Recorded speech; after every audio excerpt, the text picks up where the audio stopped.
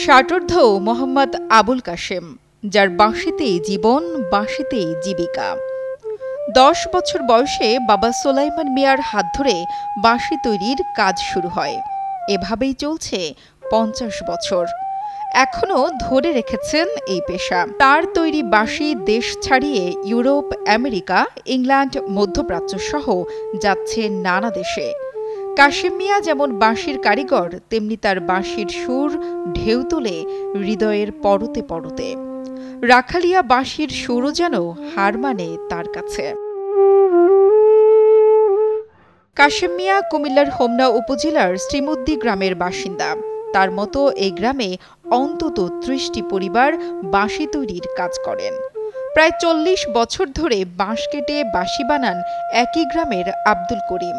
বাপ দাদা থেকে শেখানো কাজ তিনি শিখিয়েছেন নিজের ছেলে মেয়েকেও। এত বাঁশি তৈরি হয়, সবাই জানে যে এত বাঁশি এছাড়া কোনো দেশে আর তৈরি হয় না। আমার এইটা হলো আপনার বাঁশির গ্রাম, বাঁশির দেশ।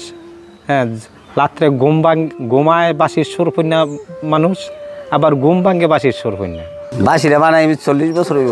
বানাই অনেক ধরনের বাঁশি বানাই, বেলুন বাঁশি বানাই, মোহন বাঁশি বানাই, আর বাঁশি বানাই, বিপলাস বাঁশি বানাই। টানা ৭ম-বারের মতো বেস্ট টিস্যু পেপার ব্র্যান্ড হিসেবে স্বীকৃতি পেয়েছে বসুন্ধরা টিস্যু। হোমনার শ্রীমুদ্দি গ্রামে গিয়ে দেখা যায় ঘরে ঘরে চলছে বাঁশি তৈরির কাজ। কেউ মাপ মতো মুলি বাঁশ কাটছেন, কেউ আগুনে পুড়িয়ে নকশা করছেন, কেউ খুন্তি দিয়ে ছিদ্র করছেন। এই কাজ গ্রামের নারী, পুরুষ ও শিশুরাও করছেন।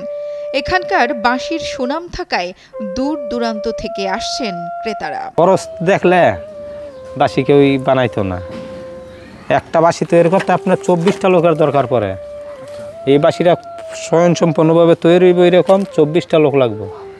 তাহলে ২৪টা লোকের কাজ ৫-৬ জনে করতেছি। এবার টান পড়লে আবার বাইরের লোক না কাজ করাইতেছি। ক্লাসিক্যাল ওই বাঁশিগুলি বেশি বাইরে অনুষ্ঠান করি। শীতে বাউলের সাথে গান বাজাই, বিভিন্ন নিয়ে আবার গৃহস্থী আছে, গরু বাছুর পালি আল্লাহ দিলে সব নিয়ে আল্লাহ চালাইতেছে। তবে আগের মতো ঘরে বানানো বাঁশির চাহিদা নেই।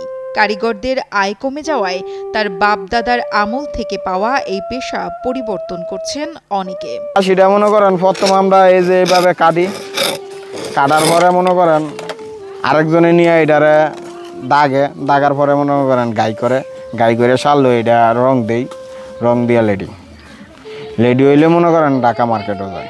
মনে করেন এই বাঁশিগুলা আমার দাদায় করে গেছে, আমার দাদার বাহেও করছে, এরপর আমার আব্বাই করতেছে। আইতে বেলা ফুল্লুসে ধরে আমরা লুকাই না বাঁশের বাঁশি বানানো লাগে। এসবের কারণেও বাঁশির কাম কিছু চাইরা দিতে যায় অনেক মানুষ। এ বিষয়ে উপজেলা নির্বাহী কর্মকর্তা জানান, শ্রীমুদ্দি গ্রামের মানুষ এই শিল্পটাকে টিকিয়ে রেখেছে। অনেক পরিবার এই শিল্পের উপর জীবিকা নির্বাহ করছে। উপজেলা প্রশাসনের পক্ষ থেকে তাদের সহায়তাও করা হয়। এটা আসলে ঐতিহ্যবাহী গ্রাম, তারা এই শিল্পটাকে দীর্ঘদিন ধরে রেখেছে আর কি, টিকিয়ে রেখেছে। অনেক পরিবারের জীবনই আছে এই শিল্পটার উপরে। তো তাদের সাথে আমাদের সার্বক্ষণিক যোগাযোগ থাকে। তাদের যে কোনো সহযোগিতার জন্য আমরা উপজেলা প্রশাসন প্রস্তুত আছি। আর বিভিন্ন অনুষ্ঠান যেমন পহেলা বৈশাখ সহ আরো অন্যান্য যে দিবসগুলো আছে আমরা তাদেরকে ইনভাইট করি, আমন্ত্রণ জানাই। তারা আসে, ওনাদের সুবিধা অসুবিধা আমরা জানার চেষ্টা করি আর কি। এলাকাবাসী জানান, এই গ্রামের বাঁশি আমেরিকা, সিঙ্গাপুর, মালয়েশিয়া, সৌদি আরব সহ বিশ্বের বিভিন্ন দেশে পাঠানো হয়। এছাড়া দেশের বিভিন্ন এলাকার বাঁশি বাদকরা এই গ্রামে এসে বাঁশি নিয়ে যায়। শাহিন আলমের পাঠানো তথ্য ও ভিডিও চিত্রে নুসরাত জাহান কলি, কালের কণ্ঠ।